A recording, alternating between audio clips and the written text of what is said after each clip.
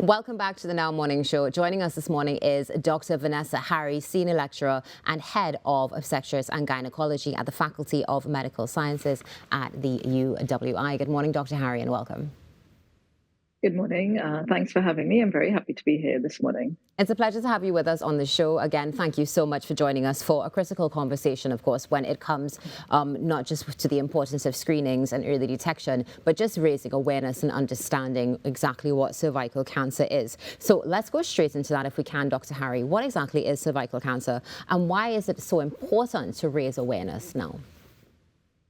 Right. So cervical cancer is a malignancy. It's a tumor, a cancer involving a part of the female reproductive system, which is the cervix. The cervix is actually just the mouth or the neck of the womb, the uterus. It has a very important function in life. It dilates when you're in labor to have a baby. It keeps a baby intact so you don't have a miscarriage early on. So it does have a very important function. It's supposed to be there. But unfortunately, there are cells in the cervix that can undergo changes that can lead to cancer. One good thing, however, these changes do take years and years to happen. So we have a lot of time to actually prevent this cancer. Unlike many cancers in the body that literally just happen overnight, cervical cancer does not. We do have a long window of opportunity to prevent it. And the way we prevent it is actually by doing a simple test called a pap smear test. So unfortunately, even though this is the one cancer in my field that I can prevent, it is the commonest gynae cancer that I see every day in my office.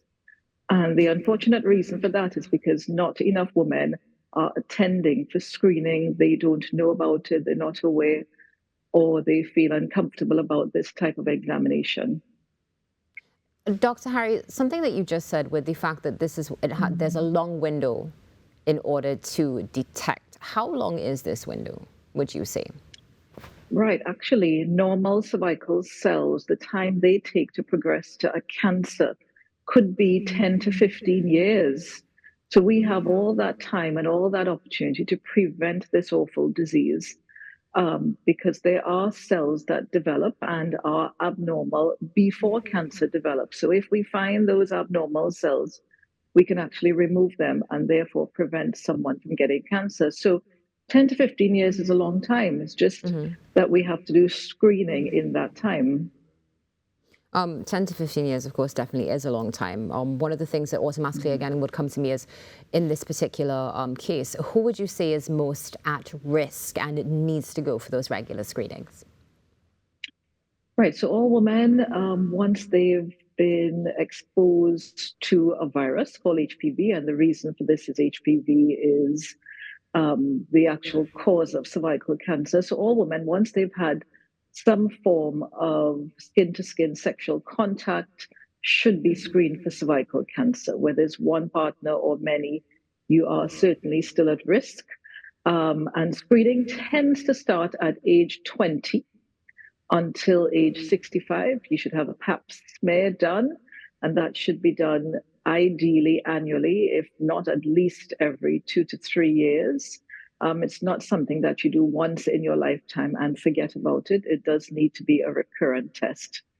Now, as you mentioned, doing something once in your lifetime, let's go across to the HPV vaccine. Can you give us some details about that and whether or not we do need to be vaccinated more than once?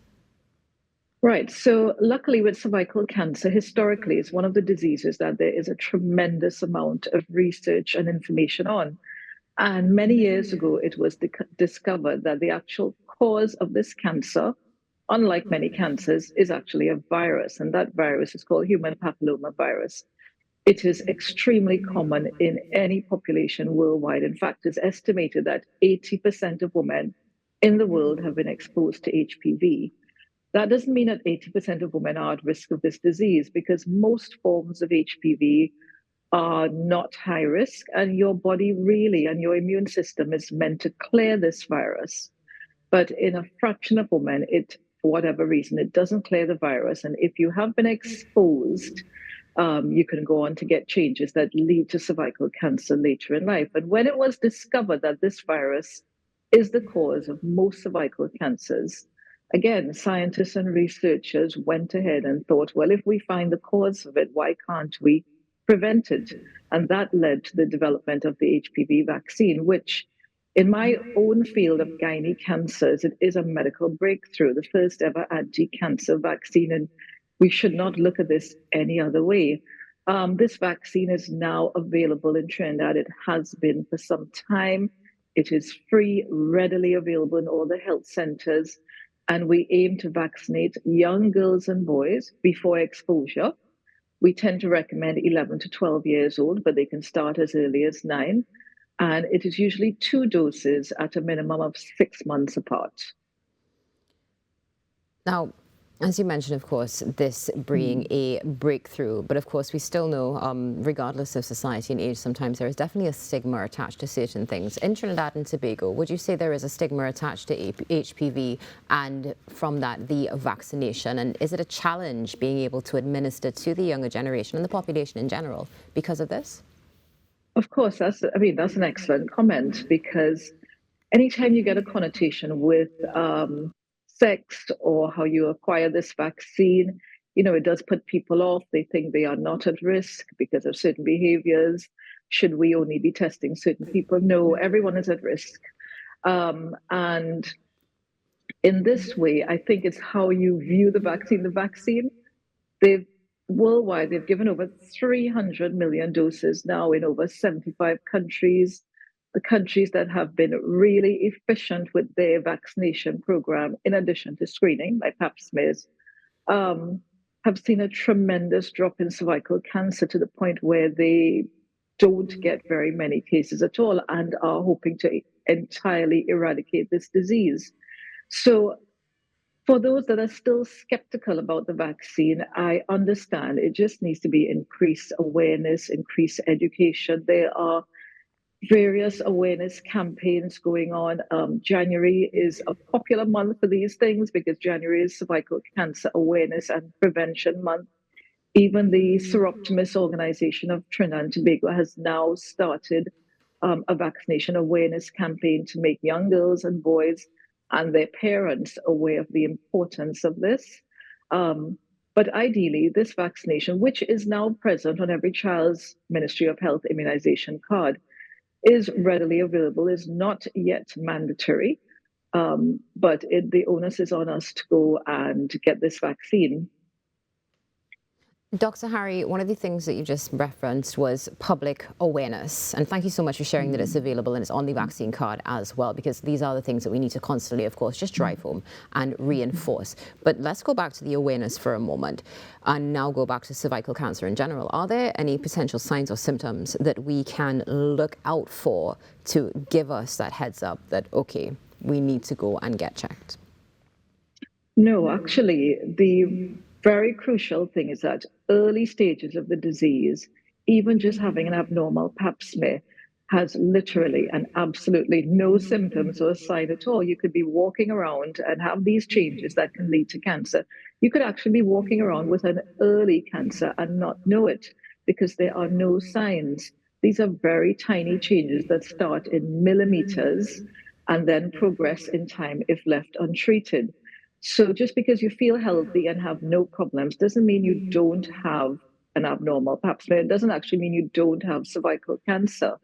It's important to get checked. And I think women in Trinidad do put themselves last. They look after their family, they look after everyone else before thinking about their own health. But with cervical cancer, this is not really a disease of the very elderly that I see in the 70s and 80s. This is a disease of women in the prime of their life, in their late 30s, 40s, because they have not been screened since their 20s. At age 40, they have cervical cancer, which I see almost every day. And this is a very distressing thing, knowing that we could have prevented that. So, cervical cancer in the later stages may cause bleeding problems, irregular periods, bleeding that is unexpected, tummy pain, back pain, weight changes. But essentially, in the early stages, or if you have an abnormal result in your pap smear, there are no symptoms at all. Dr. Harry, just going off of that, what advice would you give to women who are nervous about getting screened? Because, I mean, we spoke about the stigma with the vaccination, HPV, and so much more, but as you said, women do put themselves last sometimes, and many times it is also out of a deep-rooted fear they haven't dealt with. So what words of wisdom would you give to these ladies to encourage them to come out and be screened and hopefully be vaccinated? Yes, I totally understand women are nervous about this test. They feel a bit embarrassed. It's an intimate examination. But this test, first of all, it is essential. It is probably going to take less than a minute. At most, it is mildly uncomfortable. It gives us all the information that we need to prevent a very important disease. I would say to those women, I do understand their fear, but it is now time to look after themselves. All GPs, health centers, the nurses in the health center all do pap smears. Obviously, a specialist will be able to do it. You don't need to go to a specialist just for a simple pap smear test. It is a routine test available widely. You just have to make the time, go for that visit. The actual examination is not painful. I would say, like I said, mildly uncomfortable and takes less than a minute to do and should have results available in a few weeks. That gives us a world of information that can actually, save a life. Yeah. Dr. Harry, is there an age limit as to when you can get the vaccine? So, like I said, we usually recommend between 11 and 12 to start.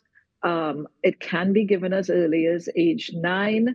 The age limit is until 26. Ideally, we want to give the vaccine prior to exposure to HPV. So, ideally, before sex, before any of that exposure.